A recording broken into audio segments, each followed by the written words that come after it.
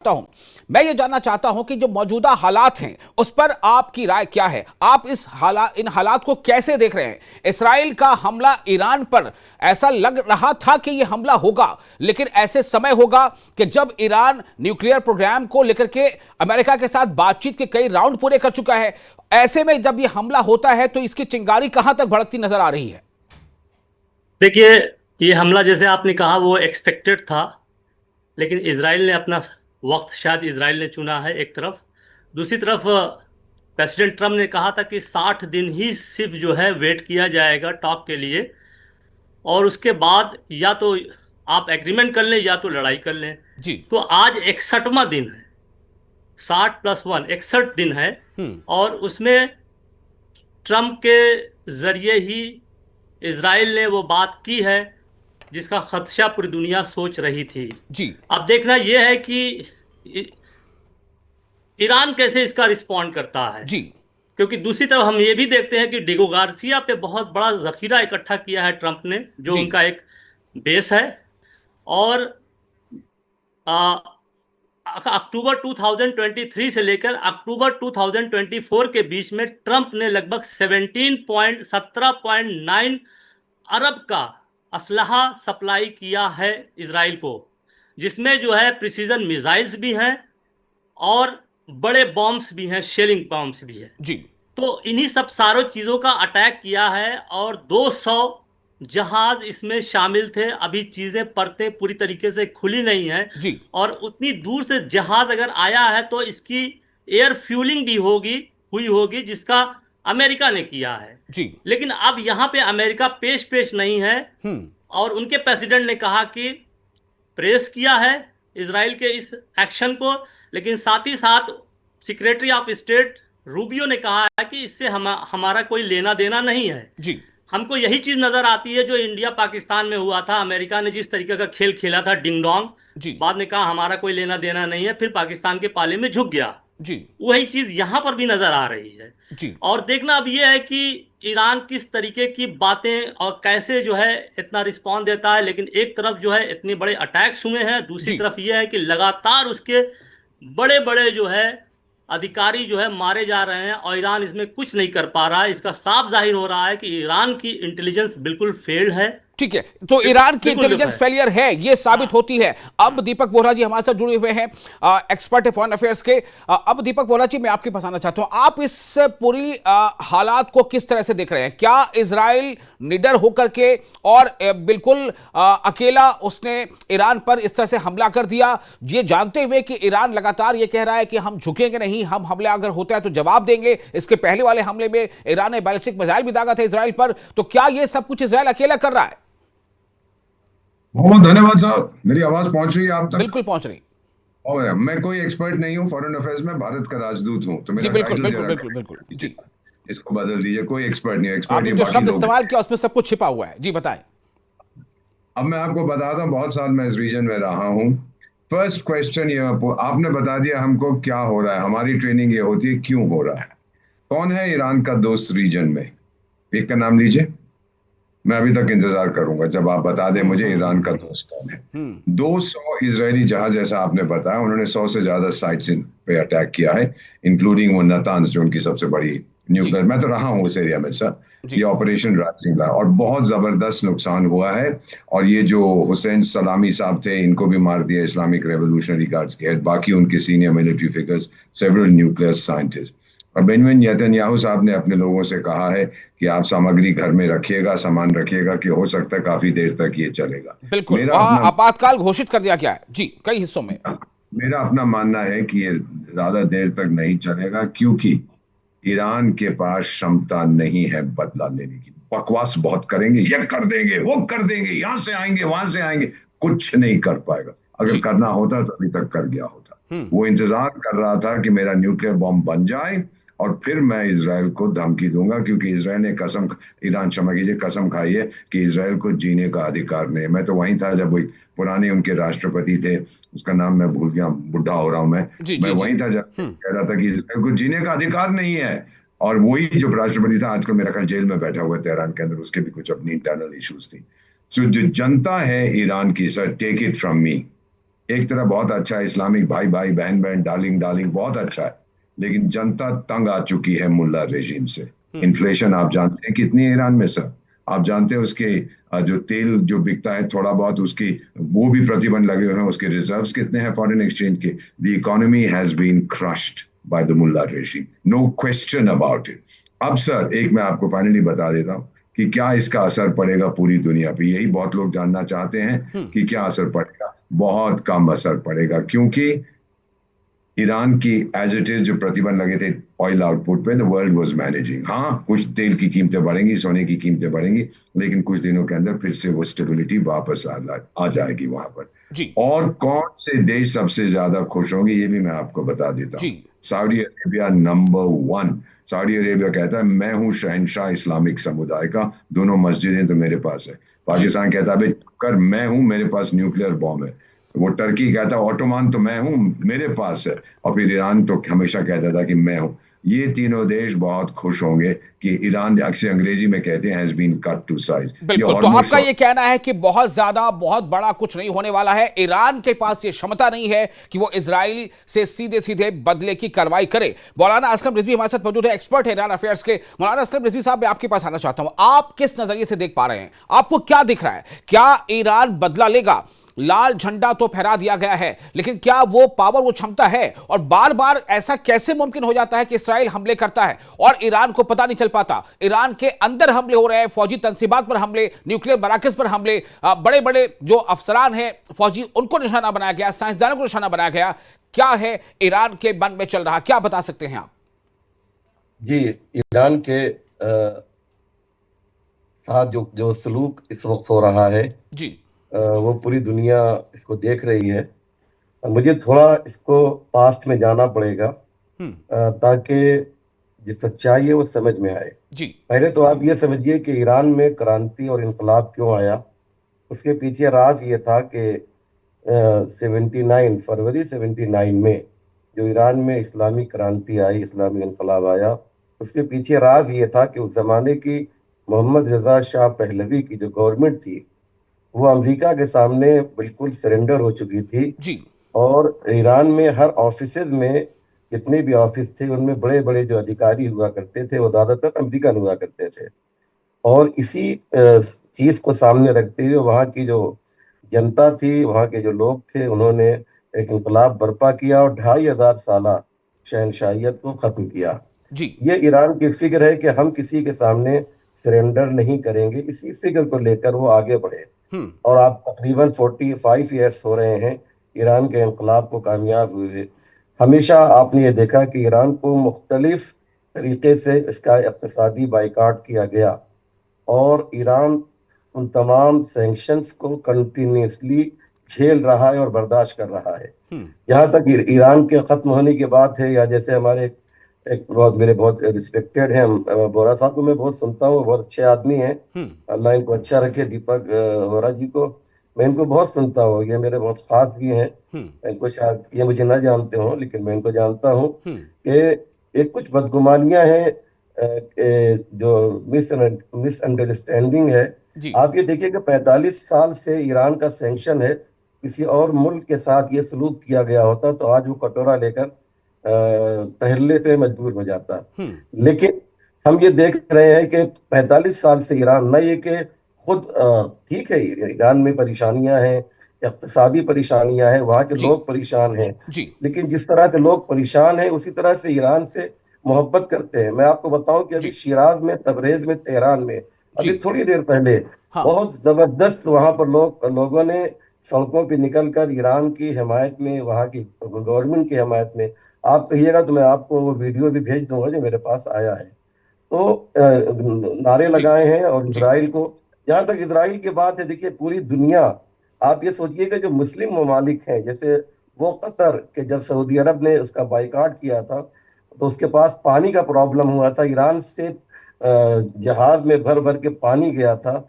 उस कतर ने की जो ईरान ने मदद की थी, उस कतर ने भी आज जो है नाइंसाफी की है। यानी पूरी दुनिया में एक अकेला ईरान है। गोरा साहब बिल्कुल कह रहे हैं कि ईरान अकेला है, लेकिन आपने कभी इस बात के लिए सोचा कि पूरी दुनिया इसको 45 साल से तबाह करने पर तुली हुई है और आमादा है ठीक है, वो वो इस वक्त रिजवी जो साहब है, आपने बहुत अच्छी बातें बताई हैं, जो उसका थोड़ा सा आपने तारीख का भी यहाँ पर हवाला दिया, उससे थोड़ा रोशनास कराया। मैं एक फर्स्ट रिएक्शन के तौर पर अपने अगले मेहमान के पास जाना चाहूंगा, मैं फिर आपके पास वापस लौटूंगा, बने रहे हमारे साथ। और हमारे साथ मौजूद है इस वक्त आगा सैयद मुज्तबा अब्बास साहब, जो इस्लामिक स्कॉलर है। मुज्तबा अब्बास साहब, मेरा सवाल आपसे ये होगा, मौजूदा हालात में आप क्या देख रहे हैं? क्या इसराइल इसी तरह से हमले करते रहेगा? क्योंकि नेतन्याहू ने कहा है कि ऑपरेशन राइजिंग लॉयन जो है वो जारी रहेगा जब तक कि हमारे लिए खतरा ईरान बना रहता है, हमारे वजूद के लिए खतरा ईरान बना रहता है। देखिए, सबसे पहले हमें ये समझना चाहिए इस पूरे सिनेरियो को जो है नैरेटिव्स जो सेट किए हुए हैं दुनिया भर में, उनसे हटकर हकीकत को समझना चाहिए। देखिए, ईरान और इसराइल के दरमियान क्या इशू है? कोई इनमें टेरिटोरियल डिस्प्यूट है, कोई ट्रेड डिस्प्यूट है? हमको समझना चाहिए ईरान और इसराइल के दरमियान जो इशू है वो किस बुनियाद पर है। देखिए, जब हम ये चीज़ हकाइक के बुनियाद पे इस चीज़ को जब हम समझेंगे कि इसराइल का वजूद में आना, फ़लस्तीनी सरजमीन पे जो है गासिबाना कब्ज़ा करना, यही एक बुनियाद है जिस वजह से इब्तिदा से ही ईरान जो है इसराइल का दुश्मन रहा है, क्योंकि वो पूरी सरजमीन जो है वो फ़लस्तीनियों की है। फ़लस्तीनियों को एक एक करके घर से निकाला गया। इसकी ये कोई मतलब मुबालगा आराई नहीं है। अगर आप एक तारीख भी देखेंगे और बैनुल अक़वामी कवानीनों की खिलाफ वर्जी का आप पूरा एक क्रोनोलॉजी देखेंगे, जब भी यूनाइटेड नेशंस में किसी चीज़ के खिलाफ भी जो रेजोल्यूशन आया है वो कभी भी जो है इसराइल ने इम्प्लीमेंट नहीं किया है। ताज़ा जो है सेटलमेंट्स का जो इशू इतने सालों से जब हम खुद देखते आए हैं, जबकि ये 70 साल से जो है मसला चलता आ रहा है, हमने हमेशा देखा तो बैनुल अक़वामी जो कवानीन हैं उसको मुसलसल बिना किसी डर के, बिना किसी खौफ के इसराइल जो है खिलाफ वर्जी करता रहा। देखिए, हम जो इस चीज़ को, इस कन्फ्लिक्ट को देखते हैं वो एक नैरेटिव के बुनियाद पे देखते हैं। हम हकाइक के बुनियाद पे नहीं देखते हैं। हम जो तारीखी हकाइक हैं उनको नज़र में रखकर, उनका मुताला कर कर चीज़ों को नहीं समझते हैं। देखिए, ईरान हिंदुस्तान का भी एक दोस्त मुल्क है और हिंदुस्तान का खैर ख्वाह मुल्क है। हमको ये समझना चाहिए कि सिर्फ एक मुसलमान मुल्क होने की बुनियाद पर हम इसराइल के साइड पे चले जाएं, इसराइल की हिमायत करें, इस चीज़ से परे।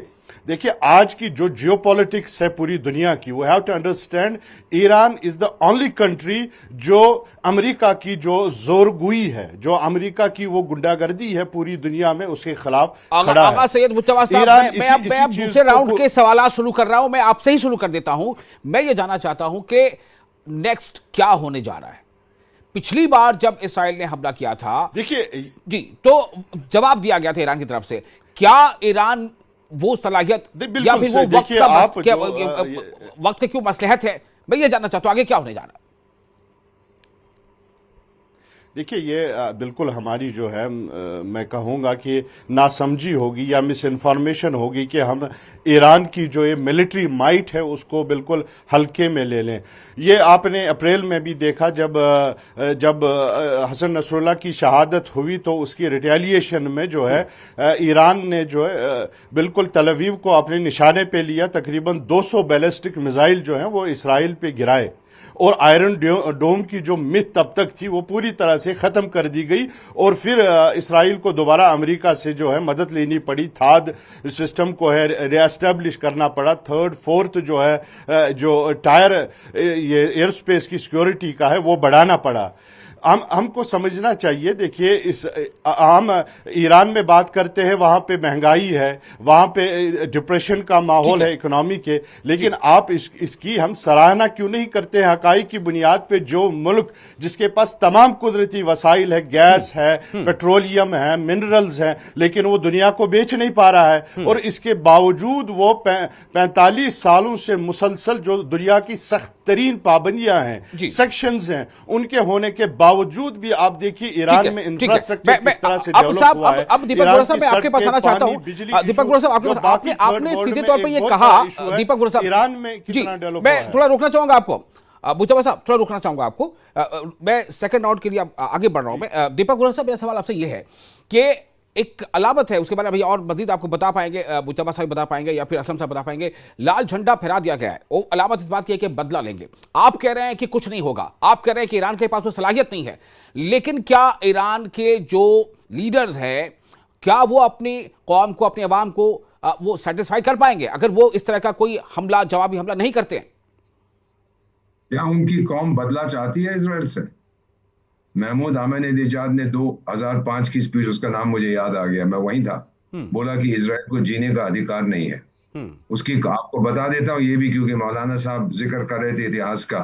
शाह के टाइम में डायरेक्ट फ्लाइट चलती थी तेल अवीव से तेहरान तक, और तेहरान के लोग शराब पीने के लिए इसराइल जाते थे तेल अवीव। भूल गए आप सब? वो इतिहास है, नाचने के लिए, गाने के लिए, नाइट क्लब है, शाह ईरान के टाइम में। और जो क्रांति आई है ईरान में जिसकी आप जिक्र करते हैं, कौन सा इस्लामिक स्टेट, कौन सा अरब स्टेट खुश है उससे? इसका मतलब क्या था? आयतुल्लाह खुमैनी साहब बोला ये मोनार्कीज, जो राजा वाजा हैं, सबको निकाल दो, हमारी तरह रिपब्लिक बनाओ। इसका मतलब जानते हैं सर? धर्म के नजरिए से विनती है, मत देखिएगा, रियल पॉलिटिक्स से देखिएगा। जितनी है मोनार्कीज, दे डिटेस्ट तेहरान, क्योंकि उसका स्टेटेड एम है कि मैं सारे राजा महाराजाओं को मार दूंगा और वहां पे इस्लामिक क्रांति ला। Do they want this? और जो आप जिक्र कर रहे हैं कि उनकी दाद देनी चाहिए, किस बात के लिए उनको करना चाहिए? ताकि आप उनके लोग बोल नहीं पाते। कोई लड़की वहां पे कोई दूसरे कपड़े पहनती है तो उसको मार दिया जाता है। ये हमको तारीफ करनी चाहिए sir? I am sorry sir, international relations आज धर्म से बहुत आगे निकल चुके हैं सर। ठीक ये है, एरिया मौलाना असद रिजवी साहब आपको कुछ कहना है? सर मैं ये ना कह रहा था, ईरान इज आइसोलेटेड, ये जो कुछ बातें नहीं कर पाएगा, आप देखते फरमाई है जाइए। भी और उसकी जो मिसाइल दीपक भाई ने थी, हमारे, उनको जो अटैक इजराइल ने और पिछली ये बार कहा किया कि था, साहब ये उन ऐसा होता है और सबको वैसा होता उनको है। सबको एलिमिनेट बहुत कर सी दिया। चीजें तो ऐसी भी हैं कि जो ईरान के मौलाना साहब खिलाफ। आप कहिएगा। जी जी, मौलाना आसिम साहब, मैं उनका रिएक्शन लेता हूं, जवाब लेना चाह रहा हूं आपसे। जी असलम साहब। जी हाँ, मैं ये कह रहा था कि देखिए बहुत सी बातें ऐसी हैं कि जो अफवाह के तौर पर भी फैलाई जाती हैं। अब आप कहेंगे साहब नहीं, ये तो आप हमको झुटलाने के लिए ऐसा कह रहे हैं। आज की मिसाल ले लीजिए कि सारे चैनल पूरी दुनिया के ये कह रहे हैं कि ईरान ने 800 जो ड्रोन है वो इजराइल की तरफ भेजे हैं, मिसाल के तौर पे, जबकि एक ड्रोन को सिर्फ दिखला रहे हैं। 800 ड्रोन इजराइल की तरफ ईरान ने भेजे हैं और आसमान में उनको सिर्फ एक ड्रोन दिखाई दे रहा है, जबकि ईरान ने ऐसी कोई बात नहीं कही और न की है। तो कहने का मकसद ये है कि ईरान के खिलाफ जो मीडिया है, जो सोशल मीडिया है, जो प्रिंट मीडिया है, जो इलेक्ट्रॉनिक मीडिया है, वो हर तरफ से हमला आवर है। और उसमें अगर कुछ लोग ईरान के खिलाफ इस तरह की बात करें तो स्वाभाविक है, ये होना चाहिए। ठीक है, और डॉक्टर जाकिर हुसैन साहब, मैं आपके पास आना चाहता हूं। क्या ये बहुत सारी हमने जिक्र कर लिया, तवारीख का भी हवाला देख लिया, माजी में क्या हुआ, दोस्ती किस तरह की है, हालचाल के। मेरा सवाल अब यहां से ये है, क्या ईरान वाकई आइसोलेटेड होता जा रहा है जो अब वोरा साहब कह रहे हैं? और क्या अगर ये आइसोलेशन का शिकार होता जा रहा है तो फिर क्या इजराइल जो चाहता है वो कल गुजरेगा? देखिए, आइसोलेशन तो अभी नहीं हुआ है, लेकिन अब इस वार में मालूम हो जाएगा कि वो आइसोलेटेड है कि नहीं। ईरान जैसे कि चाइना और रशिया इस तरीके से, और नॉर्थ कोरिया। एक मिनट वोरा साहब थोड़ा रुकिएगा। हाँ जाकिर साहब बोलिए। आइसोलेटेड है या नहीं है, अभी इस वार के बाद मालूम होगा कि कौन उसके साथ खड़ा हुआ है। जी, मेरा अगला सवाल मेरा दरअसल वही है कि क्या अब ऐसे दौर में जब हलीफ जमातों का, हलीफ मुल्कों का एक दौर है, किसी के पीछे कोई खड़ा होता है, इजराइल के पीछे अमेरिका है, जिस तरह से भी बात सामने आ रही है, तो क्या ईरान तने तनहा है? क्या आइसोलेटेड है जैसा वोरा साहब कह रहे हैं? फिलहाल तो तने तनहा है, लेकिन उसकी अपनी एक कैपेबिलिटी है, खासकर ड्रोन की टेक्नोलॉजी में। और मुझे एक बात ये नहीं समझ में आती, ईरान के न्यूक्लियर को लेकर इतनी जो चिंगोइयां हैं, इतनी जो डायलेमा, ये सब बातें हैं, मैं उसको नॉर्थ कोरिया से कंपेयर कर रहा हूँ। एक रात में उठा, उसने जो है एक्सपेरिमेंट किया, ब्लास्ट किया, उसके बाद डिक्लेयर कर दिया मैं न्यूक्लियर वेपन पावर हो गया, दुनिया ने एक्सेप्ट कर लिया, उसने दिखा दिया। ईरान में तो 20 साल से चल रहा है। ये हो क्या रहा है ईरान के साथ? ये आयतुल्लाह जो हैं, हम उनको क्रिटिसाइज नहीं कर रहे हैं, लेकिन व्हाट दे आर डूइंग, ना तो वो न्यूक्लियर वेपन बना पाए, ना तो अपने जो है लोगों को बचा पाए।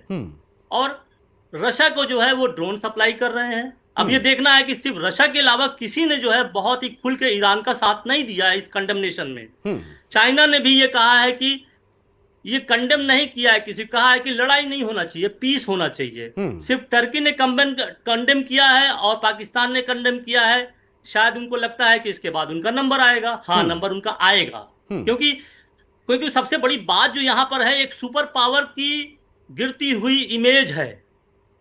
और सुपर जी। पावर बाहर निकला है, जितने भी मिडिल पावर हैं, राइजिंग पावर है, सबका वो सर कलम करेगा, चाहे वो इंडिया ही हो, चाहे रशिया हो, चाहे टर्की हो, चाहे ईरान हो, चाहे सऊदी नहीं, अरेबिया वो और वो वो यूएई की वो बात। वो किसी का एक मिनट। इरादा ऐसा हो सकता है, लेकिन इंडिया या दूसरे जो ममालिक आप नाम ले रहे हैं कि नहीं, क्या जो वो ऐसा अभी होने अभी देंगे? देखिए, अभी ऐसा अभी क्यों होने देंगे? इंडिया पाकिस्तान में जो लड़ाई हुई है, अमेरिका का रोल देख लीजिए, बिल्कुल बिल्कुल गलत रहा है। पहले तो कहा कि वो डिफेंड राइट है, फिर न्यूट्रल हो गए, फिर जो है सीज फायर करा दिया, अब उनके जो है फील्ड मार्शल को बैठाल के टोस्ट खिला रहे हैं। तो ये आप जान लीजिए, अमेरिका एक जो है उसका सुपर पावर चैलेंज हुआ है, जितनी राइजिंग मिडिल पावर है सबका सर कलम किया जाएगा, आज नहीं कल। इस चीज को लोगों को समझ लेना चाहिए। और ऐसे ही वो तो जो क्या है तो क्या उस फहरिस्त में इसराइल का भी नाम होगा? सुनिए, इजराइल जो है अमेरिका की ही वर्दी पहन के लड़ रहा है, एक दूसरी वर्दी में अमेरिका की ही लड़ाई चल रहा है, और उसी तौर से पाकिस्तान को तैयार किया जा रहा है। लेकिन पाकिस्तान का भी हशर वही होगा कि उसको न्यूक्लियर छीना जाएगा। तो ये अमेरिका का एक सुपर पावर की गिरती हुई साख जो दुनिया में फैली हुई है, इसी को रिस्टोर करने के लिए जितने भी मिडिल लेवल के पावर राइज किए हैं इधर 20 साल 25 साल में, सबको जो है लेवल डाउन कर दिया जाएगा। आखिर में बचेगा चाइना, और चाइना का निपटारा किया जाएगा। रशिया के ऊपर जो अभी यूक्रेन में इतनी बड़ी जो वार हुई है, जो अटैक हुआ है, उसको पर्ल हार्बर ऑफ रशिया कहा जाता है। वो कोई मामूली चीज नहीं है। 1.5 साल की प्लानिंग के बाद किया गया। अमेरिका ने रशिया को भी समझाने की कोशिश की है कि एग्रीमेंट कर लो, नहीं तो तुमको चारों तरफ से घेरा जाएगा। तो ये बड़ी लार्जर पिक्चर है। मैं इसी सवाल को लेकर वोरा जी आपके पास आना चाहता हूं। क्या ये सुप्रीमेसी की लड़ाई चल रही है, यानी जो पहले कद था वही कद बराबर बना रहे? क्या आप इससे एग्री कर रहे हैं जो जाकिर साहब कह रहे हैं? जाकिर साहब 120% सही कह रहे हैं जी कि America is the sole super power. अरे आप जितनी मर्जी गाली दो उसको, किसमें दम है कि उससे पंगा लेगा? चाइना में है, मुझ में है, रूस में है। वो जो मर्जी डोनाल्ड ट्रंप के बारे में आपके बड़ा खराब है, बदमाश है, चोर है, डाकू है, गुंडा है, जो कहना है उसके बारे में कहिए। उसकी मिलिट्री ताकत देखी है आपने सर? आपने उसकी आर्थिक ताकत देखी है? प्रतिबंध लगा लगा के ईरान के नाक में दम कर दिया है, और अब अगर और लगाएगा, ईरान ने कुछ करने की कोशिश की, वो खत्म कर देगा। और I have seen it sir, I have lived there. मैं रहा हूं 20 साल उस एरिया में। मैंने देखा है सूडान का क्या हाल किया था प्रतिबंधों ने। मैंने देखा है कि मौलाना आसिफ रिजवी साहब, मैं आपके पास आना चाहता हूं, वक्त अब कम रह रहा है, फाइनल कमेंट के तौर पर आना चाहूंगा। क्या ऑप्शन रह जाते हैं ईरान के पास? सरेंडर। देखिए, एक बात मैं अर्ज कर दूं कि मेरे पास सुबह से लेकर अब तक मुसलसल लोगों के फोन आए, और सबका एक सवाल था। मैं चाहता हूं कि आपके इस चैनल के जरिए से जी जो आपके नाजरीन है, मेरा सवाल यह है कि ईरान के पास क्या ऑप्शन रह जाता है? नहीं, मैं आपका उसी सवाल का जवाब भी दे रहा हूं, और लोगों का जवाब, जो सवाल है उनका जवाब भी इसमें आ जाएगा। जल्दी जरा। लोगों ने ये पूछा कि ये लाल झंडे का क्या मतलब है जो ईरान में जमकरान मस्जिद में लगाया गया है। जी हाँ, जी हाँ। तो ये बहुत एक अच्छा टॉपिक हो जाएगा लोगों की नॉलेज के लिए। जी जी, ये बहुत से हमारे जो हिंदू भाई हैं वो भी जानना चाहते होंगे कि साहब ये लाल झंडा क्या होता है। तो मैं आपको, चूंकि मैं एक असलम साहब थोड़ा जल्दी, वक्त कम है प्लीज जी। मैं शिया मजहब से ताल्लुक रखता हूँ। हाँ। मैं ये बता दूं कि कुम के पास तकरीबन 5 किलोमीटर के फासले पर एक मस्जिद है जी, मस्जिद जमकरान उसको बोलते हैं। वहां पर जो झंडा पहले था वो दूसरे कलर का था, ग्रीन कलर का था या ब्लैक कलर का। जी, उसको उन्होंने रेड कलर में तब्दील किया है, सुर्ख कलर में। वो इसलिए इस बात की निशानी है कि हम इनसे जो है सख्त इंतकाम लेंगे, बदला लेंगे। और मैं आपको आपके इस चैनल के जरिए से कहना चाहता हूं कि आप 2-3 दिन के अंदर, या कुछ ज्यादा भी हो सकता है, ईरान का इंतकाम देखेंगे। शायद इजराइल जैसा इंतकाम ना हो, लेकिन इजराइल को भी उसकी नानी याद आ जाएगी। इसराइल को उसकी नारी याद आ जाएगी। मैं एक फाइनल कमेंट छोटा सा आपके पास लेना चाहता हूं। आगा सैयद मुज्तबा साहब जी, क्या ऑप्शन रह जाता है? जी देखिए, जैसे वोरा साहब ने जो हकीकत हाल है बिल्कुल खूबसूरती से बयान किया। यही तो बात है, यही तो हम कहना चाहते हैं कि जिन्होंने ये बात कही, दरअसल जंग ही इसी बात पे है। ईरान का जो मौक़िफ़ है वो यही है कि जो इंसानियत जिंदा रहे, मजलूम की हिमायत जो है वो दुनिया में कोई करता रहे, जालिम को महकूम, जालिम को जालिम कहा जाए। यही तो चीज है। हम इस चीज को एक्सेप्ट करने वाले नहीं हैं कि कोई मसलन कानूनों को बालाई ताक रखते हुए, उसूलों को बालाई ताक रखते हुए, इंसानियत को बालाई ताक रखते हुए जो है दुनिया में अपनी जो है दोस्त बरकरार करने के लिए कुछ भी करे। यही तो ईरान का मौक़िफ़ मौकुफ है कि ईरान का यही है कि अगर गजा में मजलूम मर रहे हैं तो इसराइल की मजम्मत हो। अमेरिका जो उसको हथियार दे रहा है आम इंसानों, निहत्ते इंसानों को मारने के लिए, इस बात पर जो है अमेरिका का मुहाकमा हो, अमेरिका की मजम्मत हो। लेकिन हम इस चीज को तस्लीम करने वाले नहीं हैं कि मसलन मैं एक सुपर पावर हूं, मेरे पास तमाम दुनिया के जबरदस्त हथियार हैं, मैं किसी को भी दुनिया में सफ़े हस्ती से मिटाने का दमखम रखता हूं। लेकिन हम उस चीज की लड़ाई नहीं लड़ रहे। ईरान उस चीज की लड़ाई नहीं लड़ रहा है। ईरान जो है इंसानियत के लिए लड़ाई रहा है।